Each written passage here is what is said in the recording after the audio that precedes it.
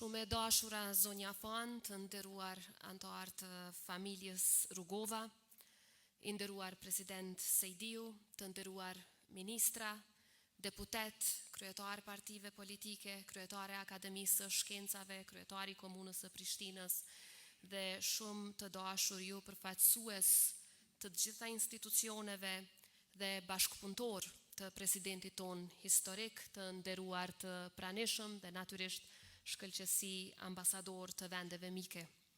Sot 20 vjet pas ndarjes së nga jeta të presidentit ton historik, Dr. Ibrahim Rugova, jemi bashk për të kujtuar dhe nderuar figurën e tij dhe për ta shënuar momentin kur ideja e lirisë u bë edhe kulturë politike, kur rezistenca u bë etik dhe kur politika u ngrit në nivel të misionit historik. Sot nuk përkujtojmë vetëm një datë, por një epokë që e ndryshoi përgjithmonë rrjedhën e historisë sonë. Askush nuk e mishëroi më thellë e më mirë shprehjen unë biri yt Kosovë, sesa presidenti Ibrahim Rugova. Ai ishte biri i saj në bindje, në përkushtim dhe në sakrificë, i lidhur me tokën e tij, me popullin dhe me vlerat e saj, duke ja kushtuar gjithë jetën dhe siç thot zonja Fan, çdo qelizë të tij, ndërtimit dhe mbrojtjes së shtetit të lirë, të pavarur e demokratik të Kosovës. I butë në sjellje, por i palëkundur në qëndrim, Rugova i dha Kosovës gjithçka. E Kosova ja ktheu me dashurinë dhe lavdinë e përhershme. Trinomi i presidentit Rugova, liri, pavarësi, demokraci, është manifest politik dhe njëkohësisht koncept i thellë filozofik e human. Për Rugovën, liria nuk ishte thjesht mungesë e kufizimeve, por po ashtu aftësia e popullit për të vendosur për fatin e vet, e orientimin e vet. Pavarësia nuk ishte thjesht një akt juridik, por po ashtu realizim i një të drejte historike. Ndërkaq demokracia nuk ishte thjesht një instrument pushteti, por mekanizëm dialogu e i realizimit të drejtave e lirive themelore për të gjithë, pa dallim. Ky vizion e bëri Rugovën jo vetëm udhëheqës politik, por edhe mendimtar e arkitekt të shtetit tonë. Në betejën për liri, për dinjitet dhe shtet, Rugova e zgjodhi paqen, jo si dobësi, por si formën më të lartë të guximit politik. Për Rugovën, liria e mendimit ishte themeli mbi të cilin ndërtohej edhe liria fizike. Që në vitet e 80-ta Rugova ngriti pyetjen që do të shndrohej në ideologji politike. Si mund ta përjetoj lirinë intelektuali shqiptar, kur i imponohet mohimi i vetvetes, i historisë dhe i realitetit shoqëror? Kjo ishte piknisja e një mendimi politik që do ta udhëhiqte Kosovën drejt lirisë. E kjo nuk ishte një pyetje retorike, ishte mendimi i lirë dhe themeli i kauzës sonë kombëtare. Kjo nga se për Rugovën liria nuk ishte dhuratë, por përgjegjësi dhe detyrim ndaj brezave që vinë pas nesh. Kësaj ai ngriti politikën edhe në nivel filozofie, duke e bërë atë me mençuri, e duke e bërë paqen me guxim dhe lirinë me përgjegjësi. Liria dhe demokracia ishin udhërrëfyes gjatë gjithë jetës së tij, ndaj edhe pluralizmi për Rugovën nuk ishte kompromis, por garancë e vet lirisë sonë. Në një kohë kur politika zhveshej nga dimensioni human, Rugova ja dha asaj pikrisht këtë. Ja dha politikës dimensionin moral dhe dimensionin human të saj.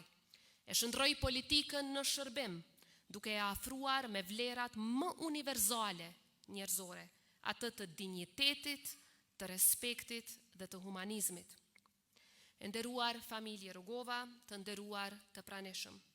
Presidenti Rugova nuk ishte vetëm udhëhec i yni, por edhe figurë e njohur dhe jashtëzakonisht e respektuar e politikës ndërkombëtare dhe e tillë mbetet edhe sot. Zë i fuqishëm në tryezat më të rëndësishme vendimarrëse të botës demokratike. Strategu i paqes e i lirisë përdori fuqinë e mendjes dhe këmbguljen për ta ndërtuar shtetin. Ai nuk kishte nevojë për retorikë të zhurmshme, pak fjalë mjaftonin për të përcjellur mesazhe të mëdha.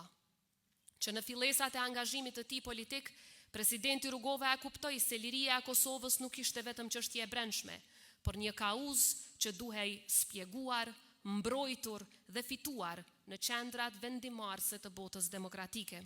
Prandaj orientimi i tij pro-perëndimor nuk ishte taktik e momentit, por bindje e thellë politike dhe morale. Në dhjetor të vitit 94 në Washington DC, para ekspertëve të politikës së jashtme dhe mediave ndërkombëtare, presidenti Rugova fliste qartë për nevojën e rolit udhëheqës të Shteteve të Bashkuara të Amerikës në zgjedhjen e çështjes së Kosovës.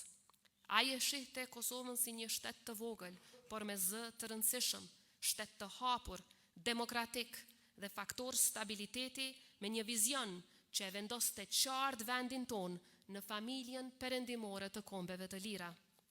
Ky besim ishte vizionar, sepse siç do të thoshte edhe vet Rugova disa vite më vonë, fal popullit të Kosovës që luftoi për çlirim, NATO-s, Bashkësisë Ndërkombëtare dhe veçanërisht Shteteve të Bashkuara, ato kërkesa të hershme u shndruan në realitet dhe Kosova u bë e lirë.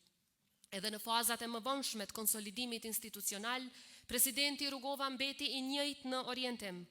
Në fjalën e tij në Kuvendin e Kosovës me rastin e zgjedhjes së tij president, ai e artikuloi qartë dhe fuqishëm të ardhmen e vendit tonë. Kosova, shtet i lirë, demokratik, i pavarur, e integruar në Bashkimin Evropian, në strukturat euroatlantike dhe në marrëdhënie speciale miqësore me Shtetet e Bashkuara të Amerikës si shprehje e vullnetit politik të qytetarëve të saj. Kjo vijë e drejtë politike, ky orientim i qartë, është thelbi i rugovizmit si politikë shtetformuese. Rugova nuk e kërkoi perëndimin thjesht si streh, por mbi të gjitha si vlerë.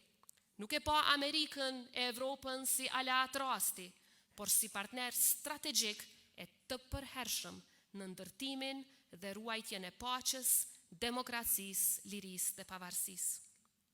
20 vjet pas ndarjes së tij nga jeta, presidenti historik Dr. Ibrahim Rugova mbetet jo vetëm arkitekt i pavarësisë, por edhe udhërrëfyes i orientimit euroatlantik të Kosovës. Ai e bëri këtë orientim të pakthyeshëm, duke shndruar në identitetin ton shtetëror. Kosova pati fatin historik të udhëhiqej nga një personalitet i tillë, i matur, largpamës dhe vizionar. Emri i tij u bë sinonim i durimit, i qëndrueshmërisë dhe i besimit se liria fitohet me sakrificë dhe po ashtu me mençuri, me konsistencë, me vizion dhe me aleancat e duhura. Presidenti Rugova është dhe mbetet shembull i burrshtetasit që e shndroi paqen në akt guximi, idenë në shtet dhe fjalën në histori.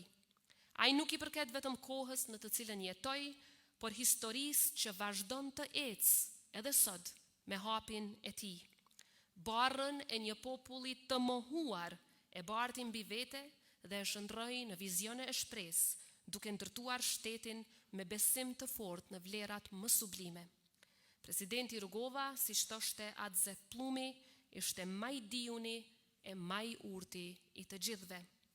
Ai ishte president, punoi si president, e përmbylli jetën si president dhe do të mbetet përjetësisht presidenti ynë historik. Sepse ndarja e tij nga jeta nuk e ndërpreu asesi veprën e tij, por në fakt e vulosi atë përjetësisht. Sepse presidenti Rugova ishte udhëhec politik dhe arkitekt i një fryme shtetërore, i një fryme që bashkoi njerëzit dhe i dha Kosovës fytyrën më dinjitoze para gjithë botës demokratike. Me fjalën e matur, me tolerancën njerëzore dhe me këmbguljen e tij, ai e ngriti politikën në nivel shërbimi dhe shtetin në nivel ideali. Historia e Kosovës nuk e përmbledh emrin e tij në një kapitull të vetëm, nga se ai mbetet përjetësisht si ide dhe si busull e jona orientuese në rrugtimin ton euro-atlantik dhe në mbrojtjen e shtetit ton të lirë, sovran, të pavarur e demokratik. Lavdi presidentit ton historik, Dr. Ibrahim Rugova, Zoti e bekoft Kosovën, popullin e saj dhe aleatët tanë. Ju faleminderit.